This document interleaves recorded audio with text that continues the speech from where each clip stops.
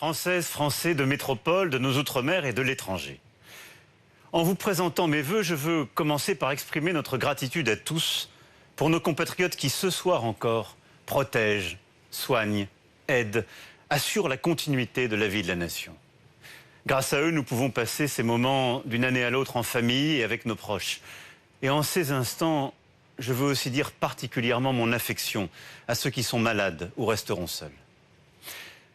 2023 aura été marqué par la poursuite de la guerre en Ukraine, la guerre aujourd'hui au Proche-Orient et les bombardements sur Gaza, par les attaques terroristes du 7 octobre dernier en Israël où 41 Français ont été assassinés.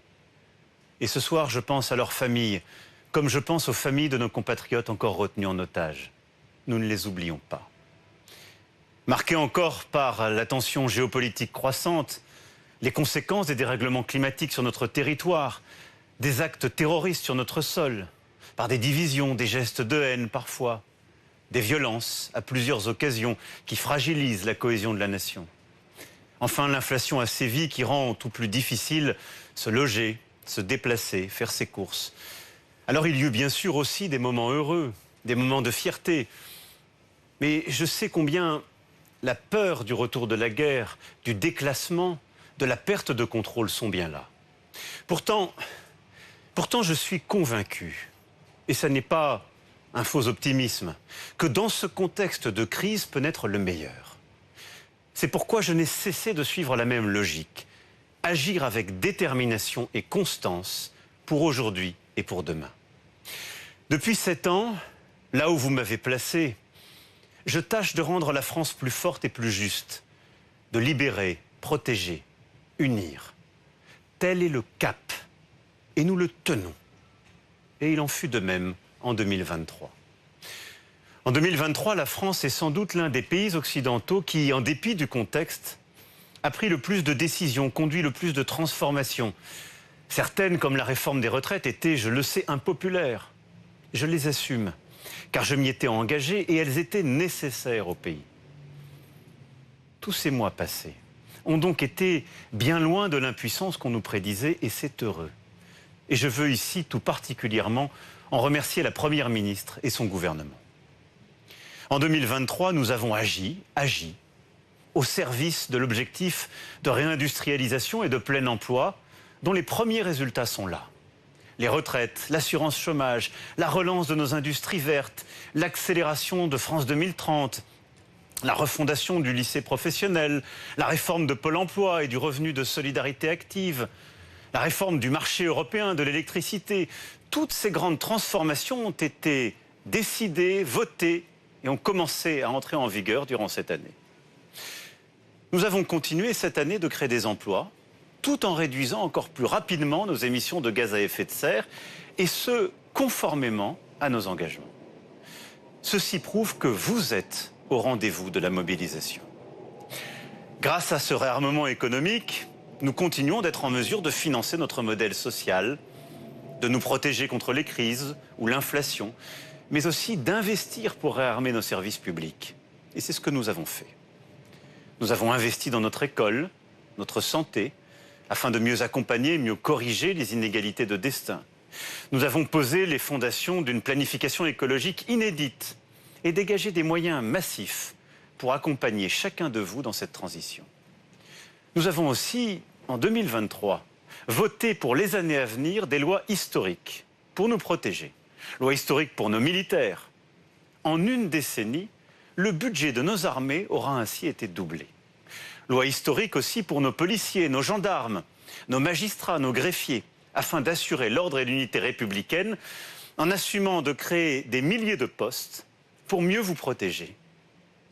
Nous continuerons de rétablir l'autorité partout où elle manque face aux incivilités et à la délinquance.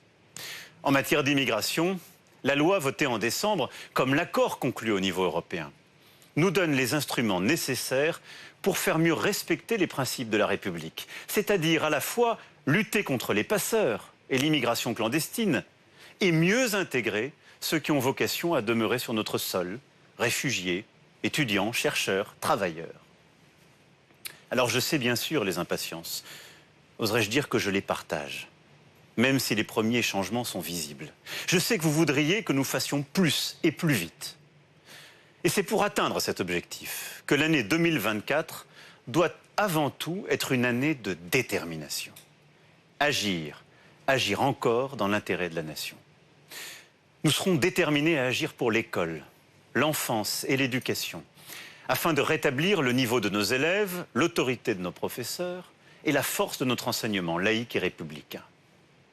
Après le réarmement économique, le réarmement de l'État et de nos services publics, il nous faudra ainsi engager notre réarmement civique. La France, c'est une culture, une histoire, une langue, des valeurs universelles qui s'apprennent dès le plus jeune âge, à chaque génération. Nous serons déterminés aussi à rendre notre République plus forte, en luttant contre la délinquance, en nous attaquant plus fermement aux discriminations, en permettant des progrès concrets pour l'égalité entre les femmes et les hommes, pour la petite enfance, pour nos compatriotes en situation de handicap. Déterminés, nous le serons à agir pour amplifier notre réarmement industriel, technologique, scientifique. Nous devrons tout faire pour atteindre notre ambition de plein emploi, continuer d'innover, mais aussi d'attirer les talents comme les entreprises et produire davantage en France. Ainsi, nous nous engagerons l'année prochaine dans des grands chantiers de pointe, du nucléaire à l'intelligence artificielle ou au transport, pour qu'en 2027, nous ayons 10 ans d'avance, là où en 2017, nous avions 10 ans de retard. En 2024, nous aurons à accélérer encore nos efforts et simplifier drastiquement la vie de nos entrepreneurs, de nos agriculteurs, de nos commerçants, nos artisans, nos élus et en particulier nos maires, et pour de nombreux secteurs, dont celui du logement. Enfin, nous serons déterminés à agir pour qu'en 2024, notre écologie, cette écologie à la française, notre planification continue de se déployer comme un modèle et un chemin singulier qui nous permettront de sortir des énergies fossiles et de gagner en indépendance et en progrès. La France, qui produit déjà l'électricité parmi les plus décarbonées d'Europe, sortira totalement du charbon d'ici 2027. Et c'est ce même combat que nous porterons à l'international avec, entre autres, notre pacte pour les peuples et la planète. 2024, année de la détermination, de l'efficacité, des résultats. Et j'aurai l'occasion, dans les semaines qui viennent, de vous dire comment notre nation relèvera ces défis. Mes chers compatriotes, l'action n'est pas une option. L'action est notre devoir pour les générations futures. Voilà pourquoi je serai inlassablement du côté de ceux qui agissent au service du pays et jamais de ceux qui, refusant de vous dire la réalité pour justifier de ne rien faire, à la fin nous affaiblissent. Jamais du côté de ceux qui privilégient les calculs électoraux, les petits arrangements ou leurs intérêts personnels.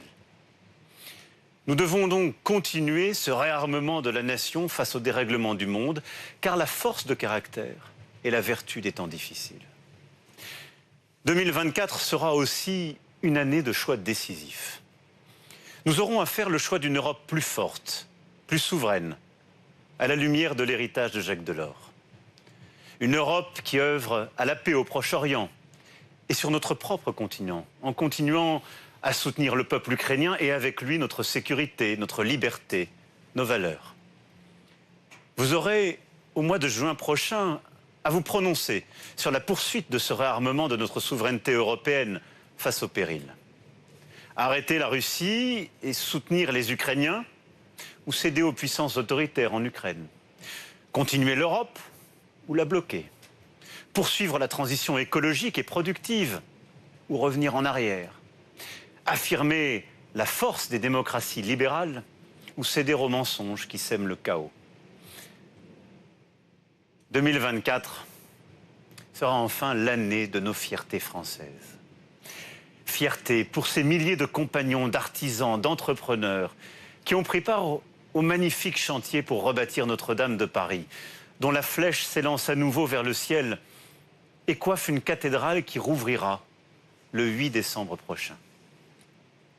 Nous sommes une nation de compagnons, de bâtisseurs, capable quand elle s'unit de résister, de se relever. Oui, en 5 années, comme promis, nous aurons rebâti la cathédrale et accompli l'impossible. Nous sommes cette nation qui, lorsqu'elle est fière d'elle-même, porte toujours un espoir universel. 2024, nous célébrerons aussi notre histoire. 80 ans après 1944, nous serons fiers de notre passé, de nos héros au destin mêlé. Soldats des armées alliées, mais aussi Français de naissance ou de préférence, Français et étrangers de la résistance, tous en lutte pour que soit libérée une France fidèle à l'esprit des Lumières et à l'esprit de notre Révolution. 2024 sera une année de fierté de la langue française. Après avoir restauré le château de Villers-Cotterêts et y avoir créé la Cité internationale de la langue française, nous y accueillerons, dans quelques mois, le monde de la francophonie. 2024 sera aussi une année de fierté française, sportive, puisque les Jeux olympiques et paralympiques seront chez nous, en France, et ainsi comme chez eux, en métropole comme dans nos outre-mer. Nous serons fiers de nos athlètes, de nos artistes, de nos paysages, de cette fête populaire permise par des milliers de bénévoles, bâtissant aussi pour notre nation un héritage sportif, par notre engagement à tous qui commencera dès demain. Oui, 2024 sera, vous l'avez compris, un millésime français.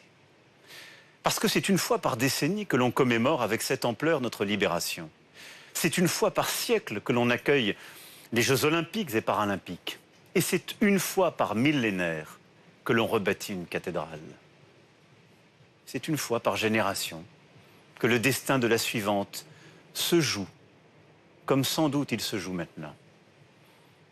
2024, année de détermination, de choix, de régénération, de fierté. Au fond, une année d'espérance. Oui, cette année, beaucoup de notre avenir se détermine.